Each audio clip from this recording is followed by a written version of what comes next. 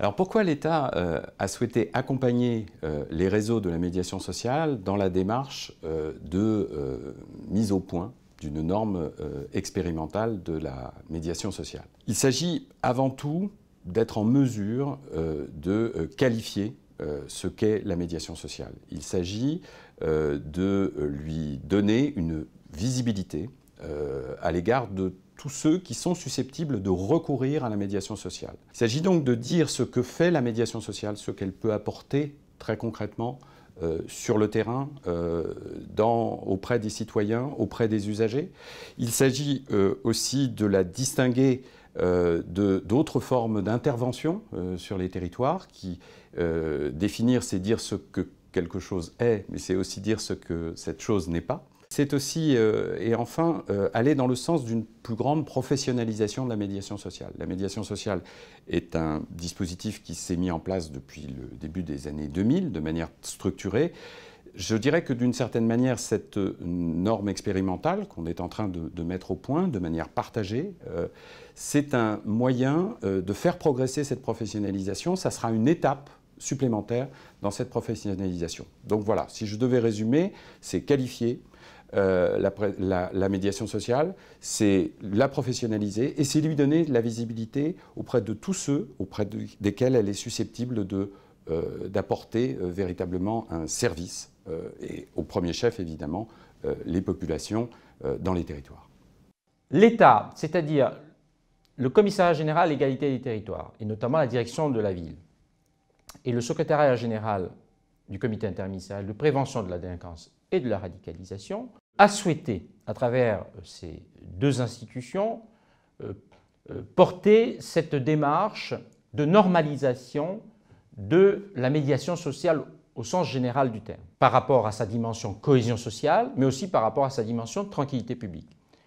Je rappelle qu'avec 12 000 professionnels qui travaillent dans le cadre de la médiation sociale, dont au moins 3 500 au titre de la tranquillité publique, nous pensions qu'il était légitime que nous nous associons, bien sûr avec les acteurs locaux, pour aboutir à une normalisation de cette profession qui a toute sa place à prendre dans cette politique publique au niveau de la régulation de l'espace public.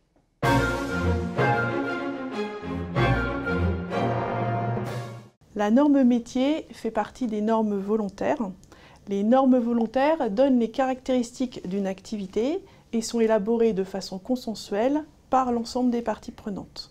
Elles sont reconnues par un organisme de normalisation comme les LAFNOR. Dans le cadre de la médiation sociale, l'ensemble des parties prenantes est réuni au sein d'une commission de normalisation pour définir le métier de la médiation à travers le cadre déontologique, à travers le processus, le périmètre et les modalités d'intervention.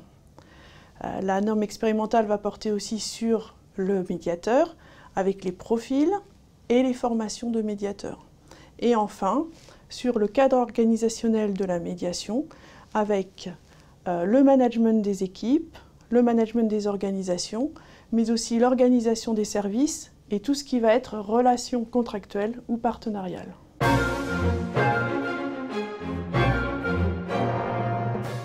Qu'est-ce que cette norme va apporter au dispositif de médiation sociale? Cette norme a plusieurs objectifs. Faire reconnaître le métier de la médiation sociale, pérenniser les structures de médiation sociale et montrer le professionnalisme des organismes de médiation sociale. Elle répond à un besoin de clarification demandé par les acteurs sur la définition de ce métier. Il ne s'agit surtout pas de rigidifier les pratiques, mais de fournir des fondamentaux pour les intervenants, leurs employeurs, mais aussi les donneurs d'ordre et les pouvoirs publics.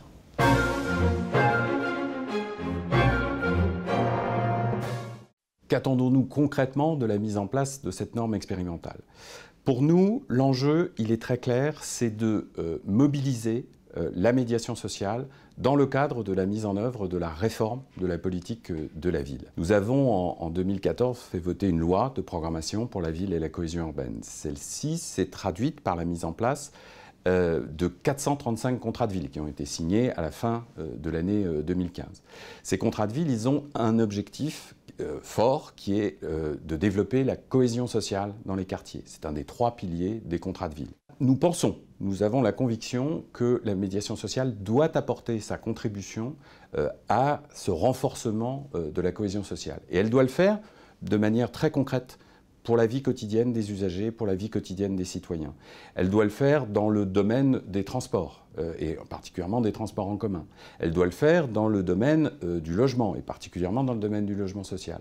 Elle doit le faire aussi dans le domaine social et scolaire, en particulier au travers de la mise en place de dispositifs de médiation scolaire. Nous avons la possibilité de nous tourner vers les acteurs, vers les signataires, vers les parties prenantes des contrats de ville, et de leur dire vous avez aujourd'hui la médiation sociale dont la qualité est reconnue au travers de la norme, dont la qualification et la professionnalisation est reconnue, dont les structures qui sont porteuses de cette norme adhèrent à des principes de qualité.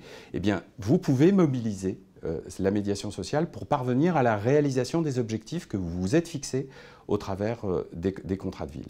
Et donc vous avez la possibilité de mobiliser la médiation sociale avec une garantie et une exigence dans la qualité des services rendus qui vous permettra d'atteindre ces objectifs. Voilà l'enjeu pour nous, très concret, et l'enjeu pour nous jusqu'au terme des contrats de ville, c'est-à-dire jusqu'en 2020. Il y a 3 enjeux.